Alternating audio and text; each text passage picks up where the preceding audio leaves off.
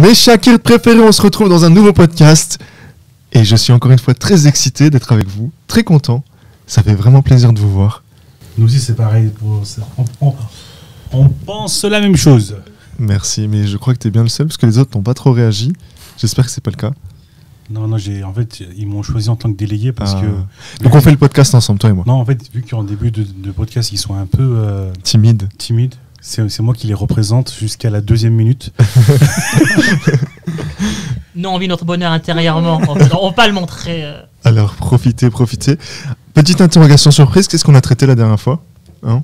Fraternité, super. Et qu'est-ce qu'on a parlé? On a parlé des virus de la fraternité. Oui. De mémoire, quelques virus qui gênent la fraternité, des virus qui menacent la fraternité. Vous avez des exemples de ce qu'on a vu la dernière fois? L'égoïsme. Jalousie. Est-ce qu'on peut ajouter un ding-ding-ding, un point bonus dans le montage? Non, pas du tout. Ok, super. On oublie ma blague. C'est parti. Ensuite, Jalousie. la jalousie, effectivement. Donc, on a vu la dernière fois les menaces, les éléments qui menaçaient la fraternité. Et puis là, on va voir un autre point qui concerne la fraternité. Et c'est la fraternité établie entre les Ansar et Muhajirun.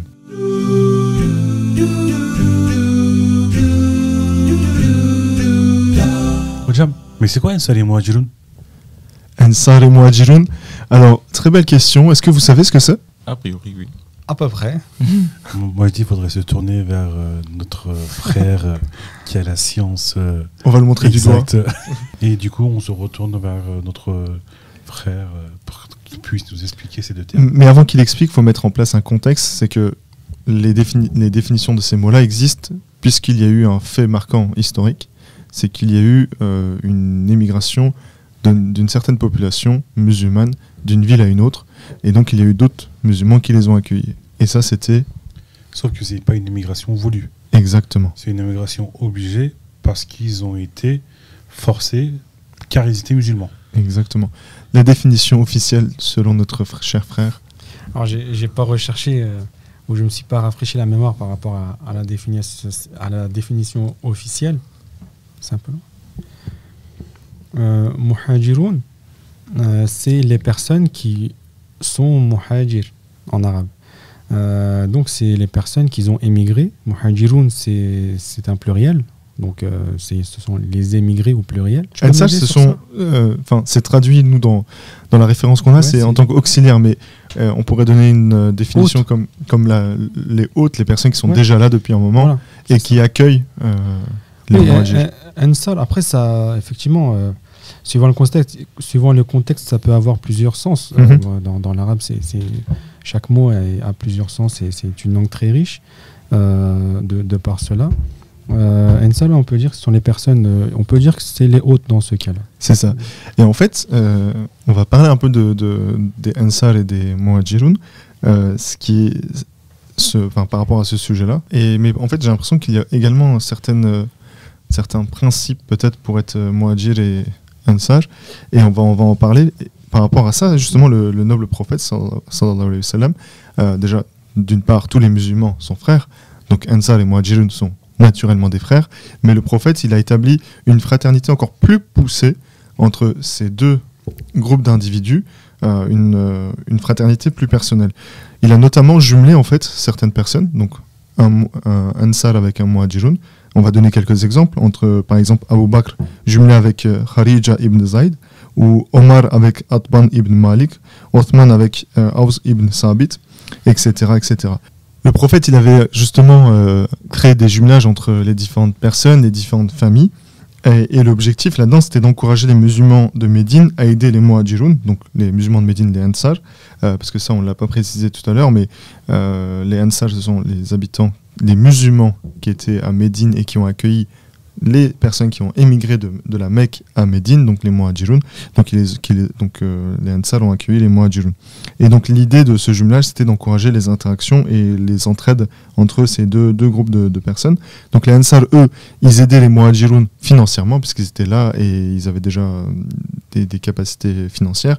Et les Muhajirun, vu qu'ils étaient de base à la Mecque où il y avait notre noble prophète, naturellement ils avaient plus de savoir et donc ils partageaient leur savoir avec les Ansar. Et quand on regarde toujours l'histoire des premiers Ansar et Muhajirun, c'est qu'ils se rendaient continuellement visite et mutuellement visite, ils organisaient des échanges et des sorties, des rencontres, et ils se promenaient ensemble sur la voie de Dieu, sur la voie vers Dieu, Sirat al-Mustaqim, et ils se protégeaient, partageaient beaucoup de choses ensemble. Donc en fait, ce sont deux catégories de personnes, mais finalement, il n'y a aucune différence puisque tous les deux courent sur le chemin de Dieu. Et c'est peut-être l'un des points qui est important, c'est que aujourd'hui, dans notre contexte actuel, il y a encore des Ansar et Muhajirun. Donc ça veut dire qu'il faut les accueillir bras grands ouverts et il faut continuer ensemble à travailler sur le chemin de Dieu pour avancer ensemble. Est-ce que vous souhaitez ajouter quelque chose par rapport à ça ? Parfois, il est dans le même sens que tu viens d'évoquer.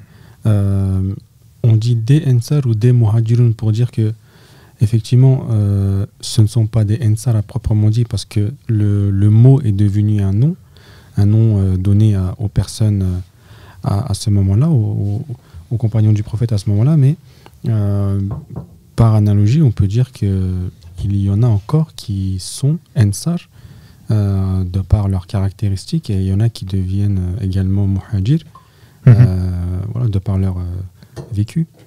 Exactement. Et puis là, si je prends en référence par rapport au livre que nous sommes en train de suivre, c'est écrit que les Ansar avaient ouvert leurs bras avec sincérité et amour, partageaient tout ce qu'ils possédaient avec leurs frères qui avaient émigré de la Mecque et abandonnant tous leurs biens pour l'amour de Dieu. Donc en fait, les Muhajirun, ils ont tout abandonné pour l'amour de Dieu, pour vivre en paix à Médine.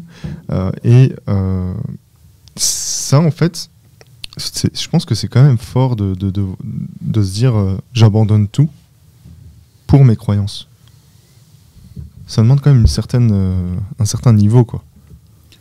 En fait, on peut directement faire un parallèle avec ce qui se passe aujourd'hui par rapport aux Wahhabi Wahhabis qui sont en Turquie et qui ont dû fuir la Turquie parce que ils étaient oppressés, et même très très oppressés, et ils ont dû vraiment tout lâcher.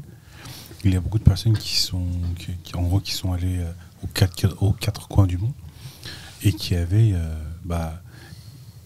il s'est exactement passé à peu près la même chose du point de vue où ils ont laissé tous leurs biens là-bas en Turquie et ils ont dû fuir aux États-Unis et en Europe, quoi.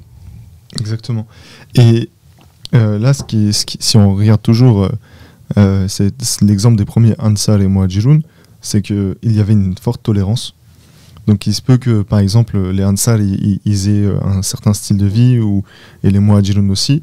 Ce qui est normal en fait, si quelqu'un habite à Paris et quelqu'un qui habite à Berlin, ils n'ont pas les mêmes façons de vivre et les mêmes façons de consommation. Donc le Berlinois, quand il vient à Paris, il a peut-être pas les mêmes références. On va prendre un exemple plus extrême, l'habitant de Tokyo et le Parisien, on va aller un peu plus loin. Et là en fait... Donc si je comprends bien, le Ansar, c'est celui qui va accueillir les Muhajirs et va l'aider financièrement. Financièrement, et en fait on parle de financièrement, mais il y a aussi toutes les choses qui sont autour. Enfin, on prend un exemple, quelqu'un qui vient d'un pays qui n'est pas francophone, d'accord, nous, si on les accueille en tant que croyants, en tant que musulmans, peut-être que le Muhajir il a des capacités financières, on ne sait pas, peut-être qu'il les a, en disant qu'il les a, mais est-ce qu'il a forcément besoin que moi en tant que croyant ou toi en tant que croyant l'aide financièrement? Non, il a peut-être besoin qu'on l'aide sur la langue, il a peut-être besoin qu'on l'aide, on l'accompagne sur ce qu'il faut consommer, ce qu'il ne faut pas consommer. Et je pense qu'il faut voir la chose de manière plus globale. Et ça, il faut faire en fait pour l'amour de Dieu. Et je pense qu'il faut voir la chose de manière globale. Donc pour l'amour de Dieu, qu'est-ce qu'on ferait ? On ferait tout.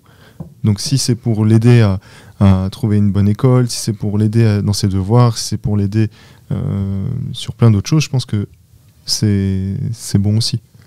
Donc c'est là où on vient l'idée de fraternité. Exactement. Même si la personne, je ne la connais pas, parce qu'il vient d'un autre pays, d'une autre culture, d'une autre culture. Ouais. Donc je ne le connais pas du tout, il ne me ressemble pas du tout, mais je vais quand même... C'est ça, tu vas pas le mépriser, tu vas pas le... Donc je vais l'accepter, c'est ça, tu vas pas le dénigrer. Comme c'était un membre de ma famille, comme c'était un frère. C'est ça, tu vas pas regarder sa couleur de peau, tu vas pas regarder ses capacités physiques, mentales, etc. Tu vas l'accepter comme il est, tu vas le tolérer. Et surtout, peut-être que quand on regarde encore aujourd'hui, il y a peut-être des frères et sœurs muhajiroun qui... Tolérer, c'est peut-être pas le bon mot, tolérer. C'est peut-être pas le bon mot. Ouais, ça serait quoi le bon mot? Parce que dans tolérer, il y a le genre de, il y a le sens de ça me plaît pas, mais j'accepte quand même. Alors que là, c'est vraiment l'accepter. Sans se poser de questions. Sans se poser de questions, juste parce que il a besoin, il me ressemble, c'est mon frère de religion, et ça suffit pour le prendre sous ma protection. C'est ça.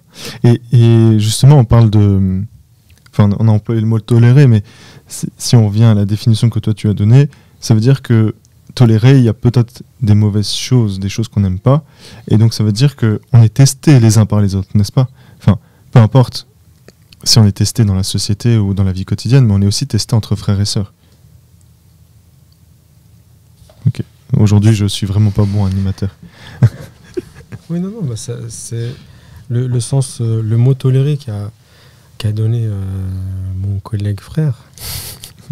Moi, je suis d'accord avec ça, et je pense que, d'après ce que je sais, le mot tolérer, c'est bien ça.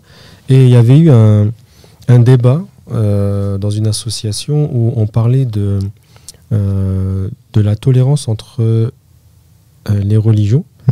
Donc, on était rentré... en fait, on faisait des échanges du vivre ensemble avec des amis qui sont de croyances chrétiennes, juives, etc. Principalement chrétiennes et juives. Et on a discuté justement de ce mot où on disait que tolérer, effectivement, c'est patienter sur les points négatifs qui ne nous plaisent pas. Donc il y a effectivement cette vision où il y a du négatif. Alors que le Hensa, il l'accepte, mais sans qu'il y ait sans que ça soit négatif. Oui. En fait, je ne me pose même pas la question de est-ce que ça va être positif ou négatif. Je le fais parce que j'accepte pour l'amour de Dieu. C'est mon devoir, je dois le faire. Il se pose pas de questions et il le fait pour l'amour de Dieu. Et justement, il faut pas oublier que tout comme Dieu le Tout-Puissant, tout comme Dieu le Tout-Puissant nous teste avec certains incitants, événements, la mort, les maladies ou les réussites, etc. Il nous teste également entre nos frères et sœurs, et notamment dans le verset suivant, il est dit que c'est ainsi que nous mettons à l'épreuve les hommes les uns par les autres. Donc sourate Al-Anfal, verset 53. Donc c'est-à-dire, en fait, on doit examiner nos relations et nos rapports entre nos frères et sœurs. On doit se remettre en question, on doit faire une autocritique sur nos relations, parce qu'en fait, ça fait partie aussi d'une épreuve. Enfin voilà, faut pas non plus se dire bon bah c'est un frère tranquille quoi. Il faut faire attention à ces mots. Tout à l'heure, on discutait avec un frère ici de médisance, etc. Voilà, il faut faire attention. Et donc, c'est-à-dire, il faut aussi accepter d'être mis à l'essai en fait dès le départ. En fait, on sait que dans nos rapports, on est testé quoi. Et ça aussi, c'est important concernant la fraternité, parce que ça remet en question les rapports. Et pour avoir de bons rapports, il faut prendre sur soi, il faut accepter l'autre, etc. Enfin, il y a beaucoup de choses qui doivent être... C'est un travail à avoir. Il faut travailler. Surtout que pas inné. C'est ça, c'est tout à fait normal d'avoir des erreurs en tant qu'être humain. Et il faut regarder ça de cette façon. Et du coup, en parlant de tests, est-ce qu'il y a déjà eu d'altercation entre les Ansar et les Muhajiroun, ou ils ont vécu en paix jusque... Alors, j'ai pas moi personnellement la référence, mais j'ai cru comprendre que oui, il y a dû avoir... je dis il y a dû avoir parce que, encore une fois, j'ai plus la référence. Peut-être des altercations, je sais pas si c'est le bon mot, mais il a toujours été rétabli en fait. Il y a toujours eu des solutions trouvées, si je dis pas de bêtises. Pareil, je me souviens, enfin c'est très vague. C'est très vague parce que je pense qu'effectivement, des altercations, enfin je pense qu'il y a eu juste certaines tensions sur des personnes. Tensions, oui. Ouais, sur des personnes qui venaient d'être peut-être musulmans. Des sahabés, radiyallahu anhum. Mais il venait d'être musulman, peut-être qu'il était en train de... il était sur la voie de l'acceptation et sur la voie de devenir Ansar. Mais c'est vrai, par rapport à l'exemple que tu as donné tout à l'heure, là aujourd'hui, on voit la différence de distance qu'il y a entre la Mecque et Médine. Il y a plusieurs centaines de kilomètres. Mais malgré le fait que ce soit dans le même pays, enfin sur le même terroir, on va dire, et que c'est la même langue, c'est complètement une culture et c'est complètement différent. Donc, ils ont une autre manière de penser, une autre manière de parler, une autre philosophie. Donc, comparer Paris à Tokyo, c'est vrai. Je pense que c'est vraiment... c'est une bonne comparaison. Il y a des personnes qui ont certaines habitudes, voilà, certains gestes. Il y a plein d'exemples comme ça. Plein d'exemples du moment de notre prophète qui ont été vécus.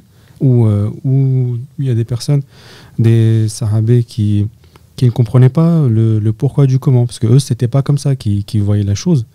On pourra donner des exemples plus concrets par la suite, mais oui, il y a eu des tensions quand même. J'aurais un point important à soulever.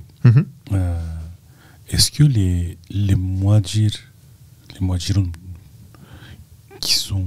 qui étaient venus, oui, étaient dans une attente? Je pense que ça aussi c'est un point important à soulever. Est-ce qu'ils étaient prêts à accepter tout comme c'était?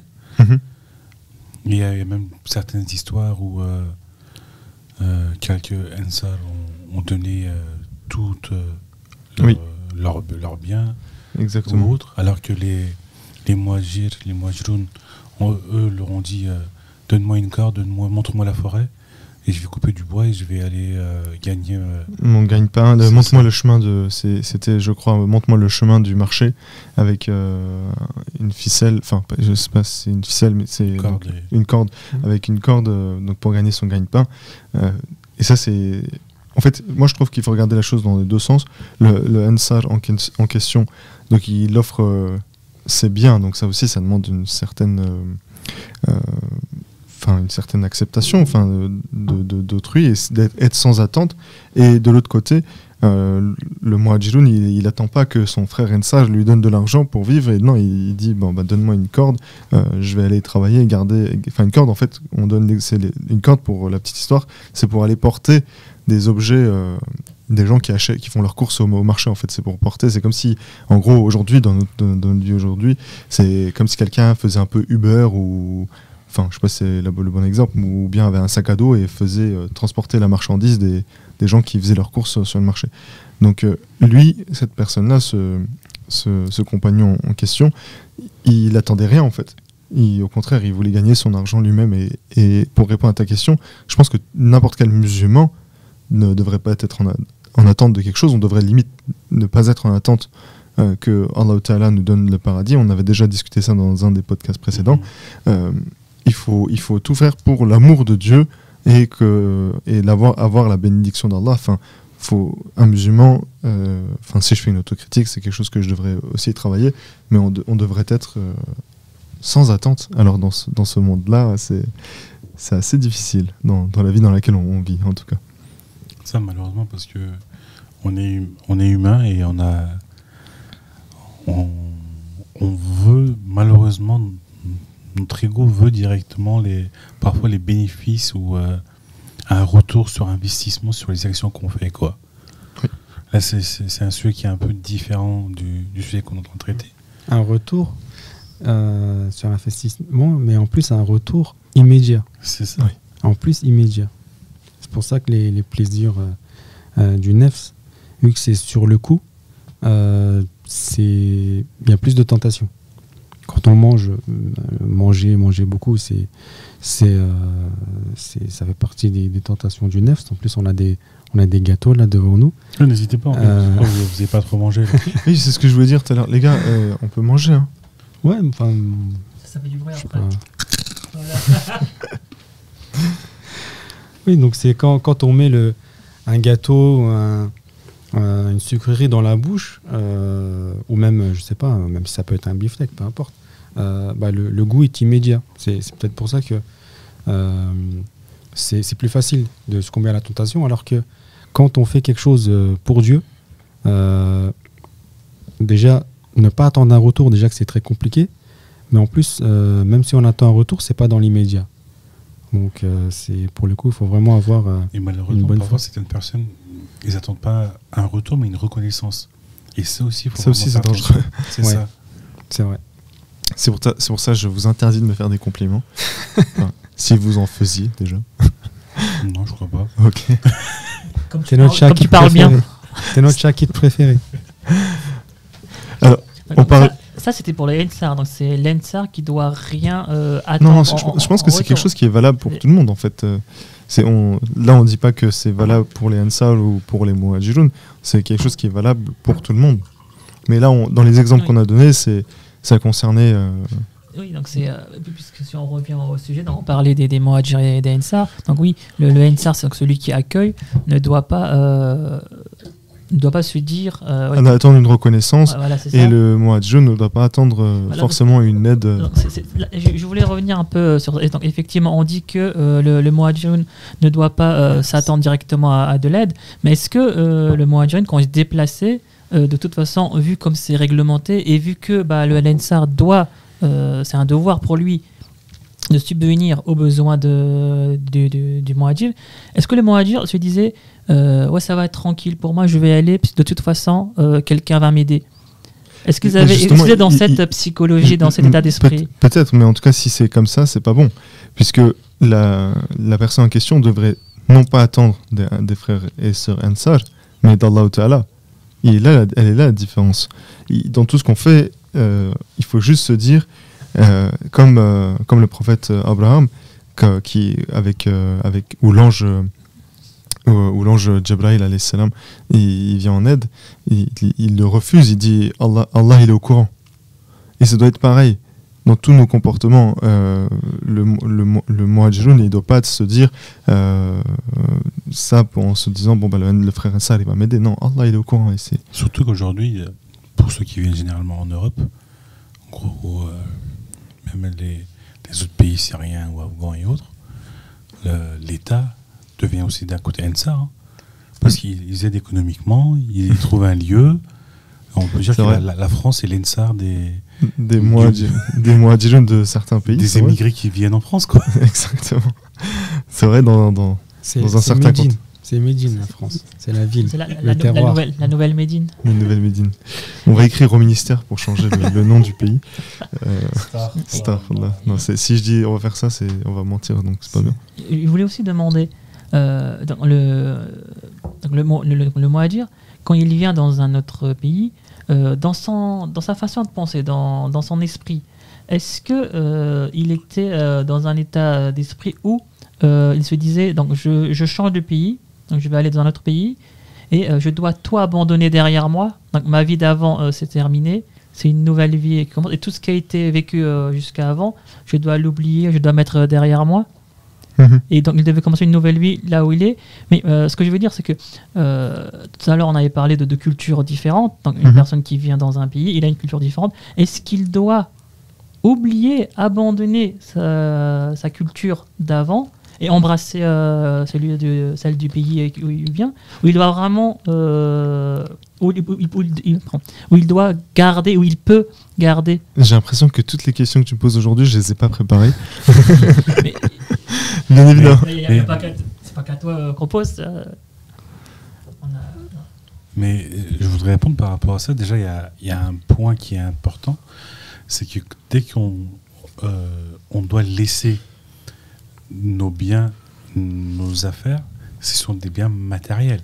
Exactement. Parce que dès que les Muhajirun arrivent et que ils ont la seule chose qu'ils ont, c'est leur savoir, et ils enseignent aux Ansar. Et par exemple, pour les personnes qui viennent dans un autre pays, on va prendre l'exemple de ceux qui viennent en France, il ne faut pas qu'ils laissent toute leur personnalité, leur personne et autres. Ils viennent en tant que musulmans. On va prendre l'exemple des Turcs. Des turco-musulmans qui viennent en France. Ils ont laissé tous leurs biens, mais certaines personnes peuvent toujours continuer leur activité ici.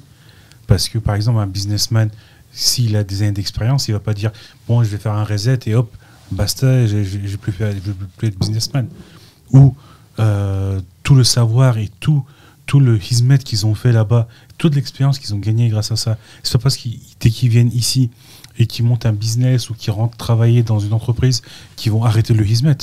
Non, au contraire, c'est avec leur connaissance, avoir leur Bien avec sûr, leur savoir-faire et avec tout, il faut qu'ils viennent dans le pays où ils arrivent. Mais le point est important, il faut qu'ils s'intègrent dans le pays. Voilà, ma question, c'était un peu sur ce point-là. C'est effectivement, il ne va pas abandonner l'expérience, le travail, le savoir qu'il a accumulé. Oui. Bien sûr, ça, il ne peut pas l'abandonner. Et oui, donc comme peut-être s'il est businessman, il va continuer à être businessman, il ne va pas devenir scientifique d'un coup. Bien sûr. Moi, ce que je voulais surtout savoir, c'est surtout au niveau culturel. Je veux dire n'importe quoi. Admettons, moi, j'ai l'habitude de manger des patates au petit déjeuner. Je dis n'importe quoi. Là où je viens, c'était comme ça. Est-ce que je dois aussi... Non, et là où je viens, ça doit aussi être comme ça, ou est-ce que je dois m'adapter à la culture? Je pense que sans perdre nos valeurs, on doit s'adapter à la culture, tout simplement. Et c'est dans les assises de Hoxha Effendi, il le dit de cette façon. Enfin, il le dit pas mot pour mot de la manière dont je viens de le dire, mais il parle de s'intégrer et que tout le monde doit faire des efforts et on doit avoir aucune différence entre monsieur X, Y, Z en fait. Et donc en fait, la personne qui vient ne doit pas à tout prix être en fait, il y a un juste milieu. Imposer ses valeurs. Il y a un juste milieu. Il faut pas oublier ses valeurs, mais il faut pas non plus les imposer. Il faut pas non plus changer complètement. Je pense qu'il y a un juste milieu.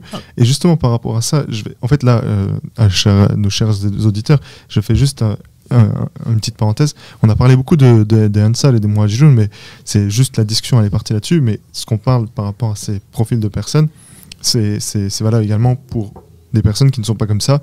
Donc on parle d'acceptation, on parle d'amour, on parle d'avancer sur le droit chemin. Moi, je voudrais juste faire une petite parenthèse.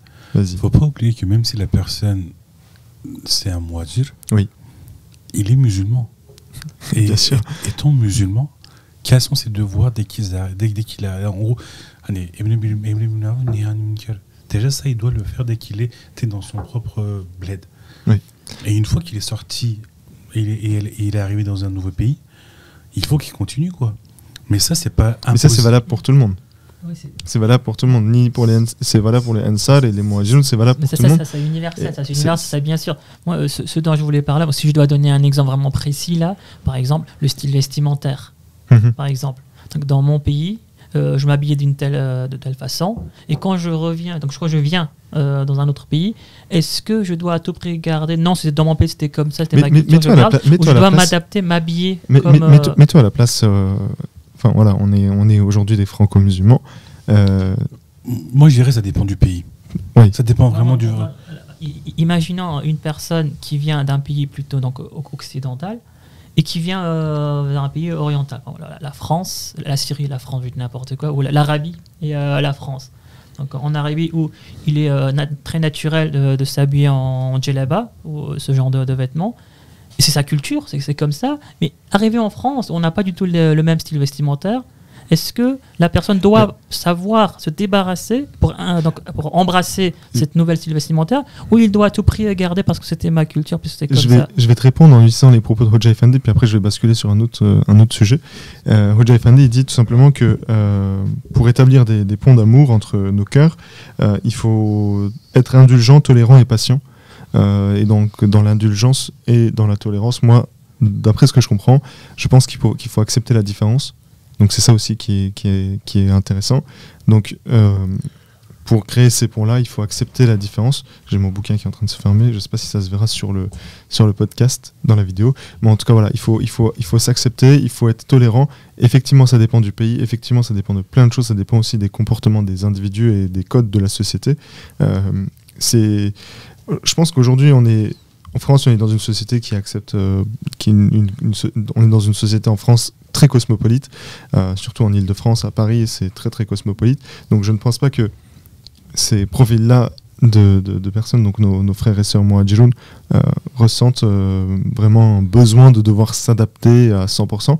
Mais bien évidemment, si moi j'étais dans un autre pays et que il y avait entre guillemets des personnes étrangères, donc en tant que par exemple non musulman, j'aurais apprécié que ces gens-là n'apportent pas trop de différence et qui s'adaptent un peu au pays. Et surtout qu'aujourd'hui avec la mondialisation, on est tous quasi quoi. Exactement, c'est un peu ça.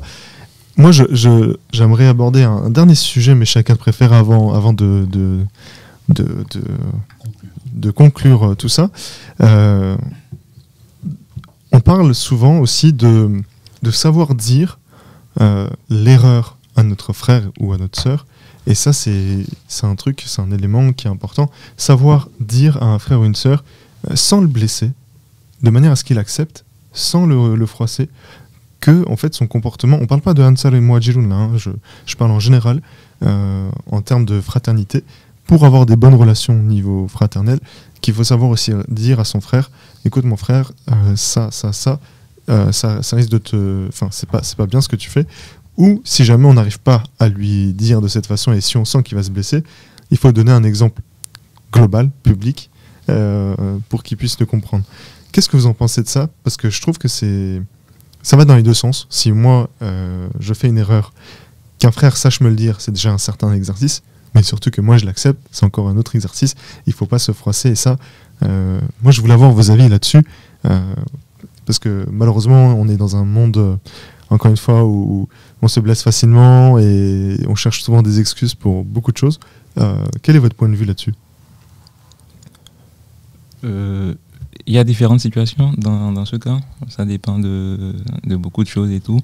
D'abord, ça dépend si le frère a commis une erreur ou quelque chose en public. Il y a des manières de le faire. Si elle a commis cette erreur en privé, il y a aussi des manières de le faire. Mais le plus problématique, je dirais, c'est lorsque ton frère commet une action pas du tout licite ou quoi en public. Dans ce cas-là, c'est un peu compliqué de pouvoir lui dire « Ah mon frère, ce que tu as fait, c'est pas bon et tout ».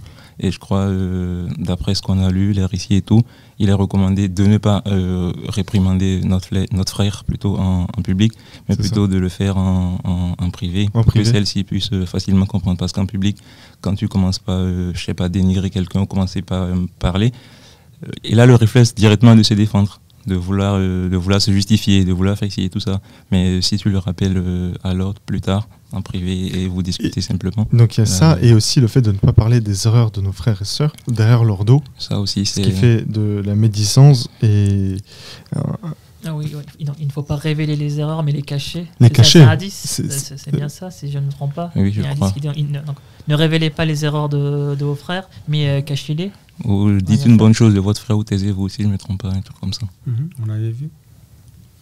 Je crois, les frères, Inch'Allah, pour la semaine prochaine, on va revoir nos bases de hadith parce que on donne des références malheureusement un peu bancales. Inch'Allah, pour la semaine prochaine, sur le prochain podcast, on fera un peu plus attention. D'ores et déjà, on s'excuse auprès de nos auditeurs de ne pas avoir eu les références, mais c'est ça aussi qui est beau avec les podcasts. On ne fait pas d'erreur, là, ça existe. Sûrement, mais on n'a pas du tout. On était dans le doute. En fait, oui. Voilà, vu qu'on était dans le doute, c'est pour ça que je m'excuse auprès de nos auditeurs. Et Inch'Allah, on va faire un peu plus attention là-dessus. Mais en tout cas, si vous avez les références de ces hadiths-là, pensez à les mettre en commentaire et à nous les envoyer sur notre boîte mail qui sera affichée sur notre compte YouTube et sur les autres plateformes. En tout cas, on a bien discuté de la fraternité. On a fait plusieurs émissions, plusieurs podcasts à ce sujet-là. C'était en tout cas très agréable de pouvoir en parler avec vous. La fraternité, on a parlé des virus de la fraternité, on a parlé en quoi c'était important la fraternité, et moi je retiens une chose, c'est que on vit quand même dans un pays où la fraternité est bien présente.